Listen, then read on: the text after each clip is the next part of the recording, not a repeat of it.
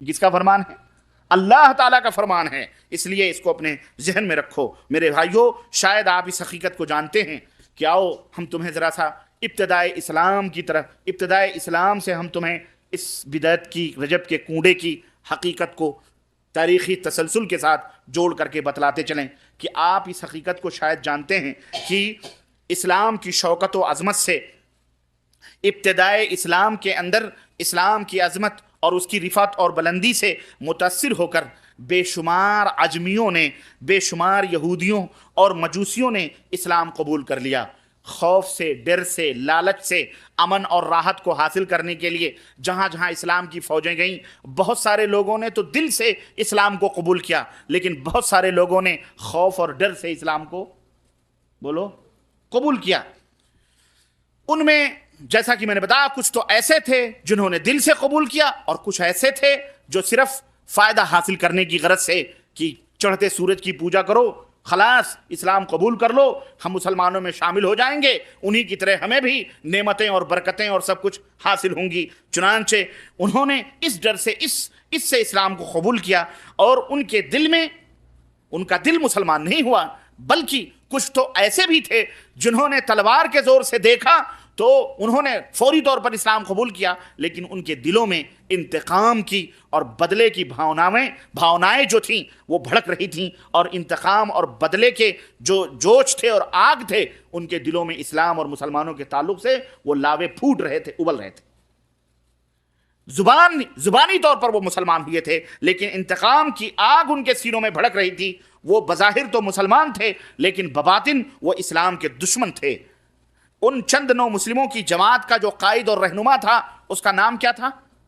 آپ لوگوں میں کوئی جانتا ہے؟ اللہ آپ کو جزائے خیر دے. اس کا نام دیکھیں، اتنے لوگ بیٹھے ہیں ابھی پتہ ہی نہیں. اس کا نام کیا تھا؟ بولو، اب تو بولو. عبداللہ ابن سبا. کیا نام تھا؟ یاد رکھنا، یاد رکھنا. جس طرح سب سے پہلے قتل کرنے والے کا نام یاد ہونا چاہیے. کون ہے سب سے پہلا دنیا میں خون بہانے والا؟ قابیل. دو بھائی تھے، حابیل اور قابیل. دونوں میں قتل کرنے والا کون ہے؟ جس کے نام کے شروع میں قاف ہے وہی قاتل ہے. یاد رکھنا یہ، جس کے نام کے شروع میں، کبھی حابیل کو نہ سمجھ لینا، حابیل بڑے نیک آدمی تھے، بلکہ قاتل وہی ہے جس کے نام کے شروع میں کیا ہے؟ قاف ہے، وہی قاتل ہے. تو جس طرح تمام اللہ کے نبی نے فرمایا قیامت تک جتنے قتل ہوں گے اس کی گردن پر اس کا خون کا ایک حصہ ہوگا، قابیل پر، کیونکہ سب سے پہلے انسان کا خون اس نے گرایا ہے. اسی طرح سے عبداللہ ابن سبا یہودی، یہ یمنی تھا. کون تھا یہ؟ یمنی تھا.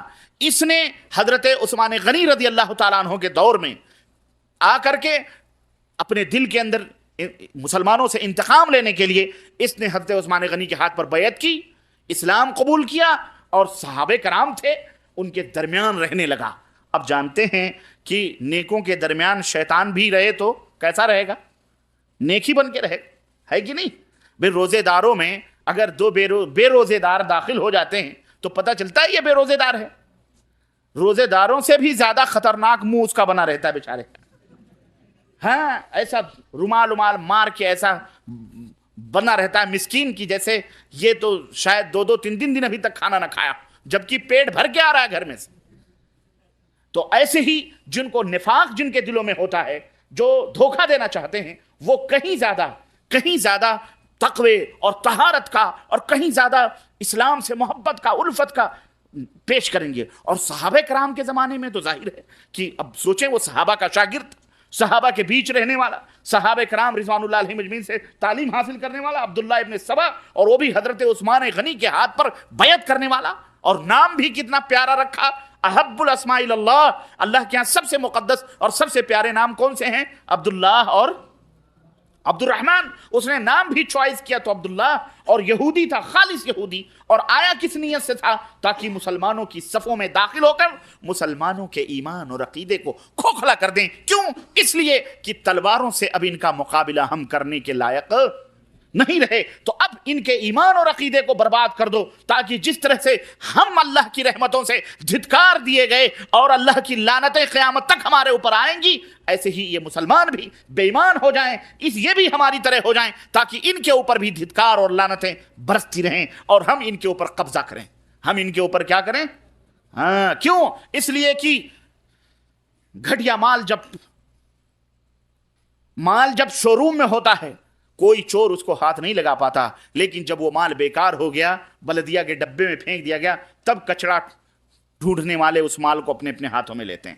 تو جیسے ہی جب ایمان مسلمانوں کے سینوں سے نکال دیں گے، پھر اللہ کی رحمت سے یہ دور ہو جائیں گے، پھر ان کو جیسے بھی چاہیں گے ہم ان کو استعمال کر سکتے ہیں، لیکن جب تک ایمان کا کرنٹ، ایمان کی بجلی ان کے سینوں کے اندر رہے گی، ان کو ہاتھ لگائیں گے تو شاٹ مارے گا، ان کو ہاتھ لگائیں گے تو کیا ہوگا؟ آج تمہاری بستیوں کی بستیاں پلٹ رہے ہیں، یہ کہیں کوئی شاٹ ان کو لگتا ہے؟ تم بالکل ایسے ترنے والے بن چکے ہو کہ وہ نگلتے جا رہے ہیں، ڈکار تک نہیں لے رہے ہیں۔ اتفاق سے آج کا یہ جلسہ 11 ستمبر کو ہو رہا ہے، وما ادراک 11 ستمبر، تمہیں معلوم ہے 11 ستمبر کیا ہے؟ معلوم ہے؟ یاد آ گیا؟ مجھے ابھی یاد آیا ہے تھوڑی دیر پہلے۔ اتفاق دیکھیں، 11 ستمبر یہودیوں کی سب سے بڑی پالیسی، یہودیوں کی سب سے بڑی سازش کامیاب ہو گئی، اور ان خبیث یہودیوں نے وہ حرکتیں کی کہ خود گند پھیلائی، خود یہ تمام سب حرکتیں کی، اور نام کس کو لگا دیا؟ بولو، مسلمانوں کو۔ اور 11 ستمبر سے مسلمانوں کا جو حشر ہو رہا ہے، آج دوسرا سال ہے یہ، اور آج رو رہے ہوں گے، بلبلا رہے ہوں گے، آج مسلمانوں اور اسلاموں سے نفرت پھیلانے کے لیے نہ جانے کیسے کیسے میڈیا استعمال کر رہے ہیں ہتھیار، اور میڈیا استعمال کر رہی ہے ایسے اسلحے کے علماء والحدیث۔ مسلمانوں، آج بھی ہم کو ہوش نہیں آ رہا ہے، ہم ایسے ان کفار و مشرکین یہود و نصارہ کے نوالے بن چکے ہیں، تر نوالے بن چکے ہیں، کہ آج ہم میں وہ نہ کرنٹ ہے، نہ ایمان کی بجلی ہے، نہ ایمان کا سوز ہے۔ آج سب کچھ بالکل نارمل موجود ہے، کچھ نہیں ہم کر سکتے، اور وہ جیسے چاہتے ہیں، جو چاہتے ہیں، جب چاہتے ہیں، آج ان کی جس ملک کو چاہتے ہیں ہلاک و برباد کر دیتے ہیں۔ افغانستان کو لوٹا ان ڈاکوؤں نے، عراق کو لوٹا ان ذلیلوں نے، اب دیکھو کن کن ملکوں کی باری آتی ہے۔ سمجھ آئی کہ نہیں آئی؟ 11 ستمبر آج کی تاریخ یاد رکھنا، اور آج یہاں سے اٹھنا تو یہ کر کے اٹھنا کہ مسلمانوں انشاءاللہ تبارک تعالی ہم قلیل تعداد ہی کیوں نہ ہوں، انشاءاللہ ہم جئیں گے، مریں گے تو کتاب اللہ اور سنت رسول اللہ صلی اللہ علیہ وسلم کے اوپر جئیں گے اور مریں گے، اور ہم انشاءاللہ تبارک تعالی اللہ اور اس کے رسول کے اس پیغام کو ایک ہاتھ میں رب کا قرآن لیں گے، اور دوسرے ہاتھ میں حضرت محمد الرسول اللہ صلی اللہ علیہ وسلم کا پیغام لیں گے، اور عملی طور پر دنیا کے سامنے نمونہ پیش کریں گے جو حضرت محمد الرسول اللہ صلی اللہ علیہ وسلم نے ہمیں بتلایا انشاءاللہ۔ اور بدعات اور خرافات اور شرکیات اور اندھی تقلیدیں، شخصیت پرستی، ان سب سے توبہ کرنا پڑے گا تم کو۔ اگر تم نجات چاہتے ہو، اگر تم فلاح چاہتے ہو، عزت و آبرو کی زندگی چاہتے ہو، اور اگر تم کامیاب ہونا چاہتے ہو، تو سارے کے سارے لوگوں کی غلامیوں کو چھوڑ کر مدینے والے کی غلامی تمہیں قبول کرنا پڑے گی۔ اور یہ نہیں ایسی غلامی اس بیوی کی طرح کہ شوہر کے بسترے پہ بھی جاتی ہے اور پڑوسی کے بھی بسترے کو جا کے گرم کرتی ہے۔ اللہ، تمہیں ایسی بیوی پسند ہے؟ بولو۔ جب تمہیں ایسی بیوی پسند نہیں تو اللہ کو ایسے بندے بھی پسند نہیں ہیں جو ایک طرف تو لا الہ الا اللہ پڑھیں اور محمد الرسول اللہ کہیں، اور دوسری طرف امتیوں کے سام پیچھے پیچھے آنکھیں بند کر کے بکٹوٹ کی طرح دوڑتے چلے جائیں، شترے بے مہار کی طرح ان کی ہر علم گلم خرافات اور شرکیات اور ان کے تمام سب جو ہے فلسفے اور منطقوں کو ہضم کرتے چلے جائیں۔ یہ اللہ تبارک و تعالیٰ کو پسند، بولو، یاد رکھو۔ جس طرح تمہیں ایسی دوغلی بیوی پسند نہیں، ایسے اللہ کو ایسے دوغلے مسلمان، بولو، پسند نہیں۔ ایک چھوٹی سی میں نے مثال دی، تو کہنے کا مطلب یہ ہے کہ ان تمام سب سازشی ذہنیت کا، جن کے سینوں کے اندر اسلام کے خلاف انگارے ابل رہے تھے، ان کا لیڈر، ان کا قائد اور رہنما کون تھا؟ عبداللہ ابن سبا۔ کہاں کا رہنے والا تھا یہ کون تھا اصل میں؟ یہودی تھا۔ اس نے سوچا ہم اس طرح سے اب اسلام کا مقابلہ نہیں کر سکتے، چنانچہ بڑے سازش کے ساتھ تمام یہودیوں نے مل جل کر کے اس کو پش کیا، اسلام کے اندر لایا۔ ہاں جس طرح آج تمہارے ملکوں میں کفار ممالک ریڈ کراس کے نام پر اپنے اپنے جاسوس بھیجتے ہیں. کیا بھیجتے ہیں؟ ہاں مدد کرنے جا رہے ہیں. کس کی مدد کر رہے ہیں؟ تمہاری. ارے تمہیں 2-4 انجیکشن دیتے ہیں اور باقی اپنے اپنے ملکوں کی بولو جس کی کھاتے ہیں ان کی مدد کرتے ہیں. اور وہ کون سی ٹیم ہے جو جب کہیں کوئی فساد ہوتا ہے تو باقاعدے بلائے جاتے ہیں باہر سے کہ آئے. وہ CID آتی ہے چیک کرنے کے لیے. اس کو کیا کہتے ہیں؟ اس کو کیا کہتے ہیں اس CID ٹیم کو؟ FBI. CBI FBI. CBI سے بڑی FBI ہے. وہ آتی ہے. کیوں؟ تاکہ یہاں یہ کیس ہوا ہے, اس کیس کے اوپر ہمیں مکمل طور پر اسٹڈی کرنی ہے اور ہمیں کیس کرنے والوں کا پتہ لگانا ہے. تو FBI آتی ہے بڑے معزز اور بڑے محترم انداز میں, اور ان کو مکان دیا جاتا ہے رہنے کے لیے, سب کچھ ان کی عزت ہوتی. اور جتنے ملک کے نظامی اور وہ ہوتے ہیں, راز ہوتے ہیں, سب کچھ اوپر, مجرم کم, وہ اس ملک میں مجرم زیادہ بناتے ہیں. وہ خود جرم کرتے ہیں اور ملک کو کھوکھلا کر دیتے ہیں. جس ملک میں جاتے ہیں کھوکھلا اور برباد کر دیتے ہیں. اس کے بعد دادا کو کہتے ہیں اب آ جاؤ, بجلی غائب ہے, کرنٹ خلاص ہے, پیٹ لو جیسے پیٹنا چاہتے ہو. سمجھ آئی کہ نہیں آئی؟ اس لیے مسلمانوں, اللہ کے بندو, اے میرے نبی کی پیاری پیاری امت کے لوگوں, رحم تمہارے اوپر آتا ہے اور اپنے اوپر آتا ہے کہ آج ہم کیوں نہیں ہوش کے ناخن لے رہے, آج ہم کیوں غفلتوں کی چادر اوڑے ہوئے سو رہے ہیں. ہمارے ملکوں میں جو سازشیں ہو رہی ہیں, ہمارے اپنے ملکوں کے اندر جو ہمارے سازشیں ہو رہی ہیں, اس کو بھی ہم نہیں پہچان رہے, ہم اس کو بھی جاننے کی کوشش نہیں کر رہے ہیں. ہم کب بیدار ہوں گے جب ہم کو ہلا کو برباد کر دیا جائے گا, اور جب ہم کو ہمارے پیروں کے نیچے سے زمینیں کھینچ لی جائیں گی اور ہمیں قبروں کے اندر سلا دیا جائے گا. آج ہماری مدد کو کوئی نہیں آ رہا ہے. اگر اللہ مدد نہ کرے تو کوئی کر سکتا؟ آج جتنے بھی تم مردے پوج رہے, جتنے بھی قبریں پوج رہے, جتنے بھی بابے ہیں, جتنے بھی پگاڑے ہیں, جتنے بھی پیر اور مولوی ہیں, جتنے بھی صوفی سنت ہیں, جتنے بھی چلے پلے ہیں, اور جتنے بھی دنیا کے اندر تم پوج رہے ہو, ہمارے ملکوں کے اندر گلی گلی محلے محلے چادر چڑھ رہی ہے, یہ فلانے شاہ کا, یہ فلانے بابا. کوئی مدد کرنے کے لیے تیار ہے؟ کوئی مدد کر رہا ہے تمہاری؟ بولو کوئی آ رہا ہے؟ کیوں نہیں آ رہا ہے؟ اس لیے کہ جن کی اللہ مدد نہ کرے ان کی کوئی مدد کر سکتا؟ اس لیے اپنے اللہ سے اپنے رشتوں اور اپنے تعلقات کو جوڑو. میرے عزیزو, بات لمبی نہ ہو, میں عرض یہ کر رہا تھا, یہ جو 9 مسلموں کی ٹیم تھی جو اس لیے تیار ہوئی تھی تاکہ اندر سے مسلمانوں کو برباد کیا جائے, اس کا قائد و رہنما کون تھا؟ عبداللہ ابن سبا یہودی تھا, جو حضرت عثمان کے دور خلافت میں اسلام لایا. اور سبائی گروہ, ہر زمانے میں یہ گروہ اپنا کام کرتا رہا, یہ ٹیم اپنا کام کرتی رہی. اس کی کوشش یہی رہی کہ کسی طرح سے مسلمانوں کے عقیدوں میں زہر کھول دیا جائے, شرک اور بدعات کا زہر مسلمانوں کے عقیدوں میں گھول دیا جائے, اور انہیں کتاب و سنت کی صحیح تعلیمات سے بے بہرا اور اندھا کر دیا جائے. چنانچہ ان کی یہ کوشش کامیاب بھی ہوئی, اور انہوں نے اپنے فاسد عقیدوں پر اسلام کی چھاپ لگا کر, یہ میڈین, یہ چائنا ہے, لیکن اس کے اوپر کس کی چھاپ لگائی؟ جاپان کی, تاکہ بیٹا مارکیٹ کے اندر زیادہ چلے. تو ان کی تھی وہ چیز, تو ان کی پروڈکشن, ان کی بنائی ہوئی, انہوں نے تیار کی تھی اپنے مزاج, وہ اپنے دماغ سے, لیکن اس کے اوپر چھاپ کیا لگائی؟ اسلام کی مہر لگائی. کس کی؟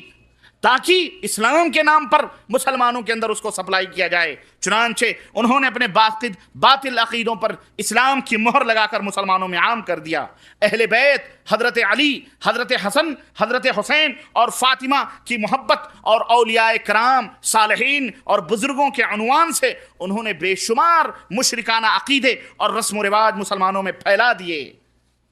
اولیاء کا نام لے کر, بزرگوں کا نام, بڑے بزرگ, بہت بڑے بزرگ ہیں, نظر اٹھتی ہے تو بس صحرا بھی سبزہ زاروں میں تبدیل ہو جاتے ہیں. ایسے کرامتیں, ایسی باتیں, علماء والحفیظ, بزرگوں اور صالحین گڑھ گڑھ کر کے ان کے مراتب اور مقام بیان کیے گئے, ان پہ خوشنما عنوانات کا ایسا خول چڑھایا کہ عوام تو عوام, اچھے لوگوں کو بھی یہ احساس نہ ہو سکا کہ ان دشمنان اسلام نے اپنی شکست اور پرانی ذلت کا انتقام کس نئے ڈھنگ سے لیا ہے اور کس کس زاویے اور کس کس گوشوں سے مسلمانوں کے اوپر حملہ کیا ہے۔ چنانچہ ان کا ایک طریقہ میں بتلاؤں آپ کو، ان کا ایک طریقہ تو یہ تھا کہ وہ کام مسلمانوں سے لیتے تھے، اور وہ کام لیتے تھے جو کام ان کے مطلب کا ہوتا تھا۔ کام تو ان کے مطلب کا ہوتا تھا، لیکن وہ لیتے کس سے تھے؟ کس سے لیتے تھے؟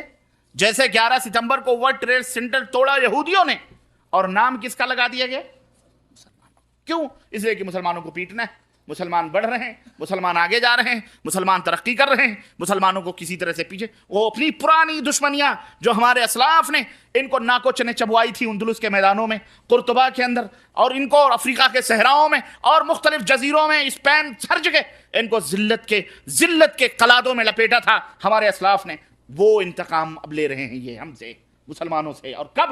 جب ہم بالکل نہتھے ہو چکے، ہمارے ہاتھوں سے سب کچھ لٹ گیا۔ اس طرح سے مسلمانوں، میرے عزیزوں، میرے دوستوں، انہوں نے مسلمانوں سے کام لیا، اپنے مطلب کا کرواتے تھے، اور عنوان ایسا رکھتے تھے کہ مسلمانوں کو بجائے عار اور شرمندگی کے انہیں فخر محسوس ہو۔ کام مسلمان کریں تو ایسا نہیں، بلکہ فخریہ وہ کام کریں۔ میں آپ کو مثال دوں، اس کی مثال آپ کو میں بتاؤں۔ غزوہ خیبر، پتا ہے کس مہینے کے اندر یہ غزوہ ہوا ہے؟ غزوہ خیبر کس مہینے میں ہوا ہے؟ اور یہودیوں کو اللہ کے رسول صلی اللہ علیہ وسلم نے ناکوں چنے غزوہ خیبر میں چبوایا ہے، کس مہینے میں ہوا ہے؟ کسی کو نہیں معلوم ہے۔ تمہیں اپنی تاریخ کا بھی پتہ نہیں، یہ کتنے سینکڑوں کی تعداد میں بیٹھے ہو اور کہتے ہو ہم مسلمان ہیں، تمہیں نبی کی سیرت اور نبی کے غزوے کا بھی پتہ نہیں۔ غزوہ خیبر کس مہینے میں ہوا ہے؟ یہ بتاؤ، حضرت حسین رضی اللہ تعالیٰ عنہ کی شہادت کس مہینے میں ہوئی؟ محرم۔ جو حقیقی بات ہے اس کا تمہیں علم نہیں، اور جو جھوٹ ہے اس کا تمہیں بہت اچھی طرح سے علم ہے۔ یہی میں تمہیں بتلانا چاہ رہا ہوں، یہی میں تمہیں فکر دینا چاہ رہا ہوں کہ دشمن نے جو تمہارے ساتھ حرکتیں کی ہیں، مسلمانوں، حضرت حسین نماز رسول رضی اللہ تعالی عنہ، ان کی شہادت ماہ محرم میں ہرگز قطعی نہیں ہے، بلکہ بعض روایتوں کے اندر یہاں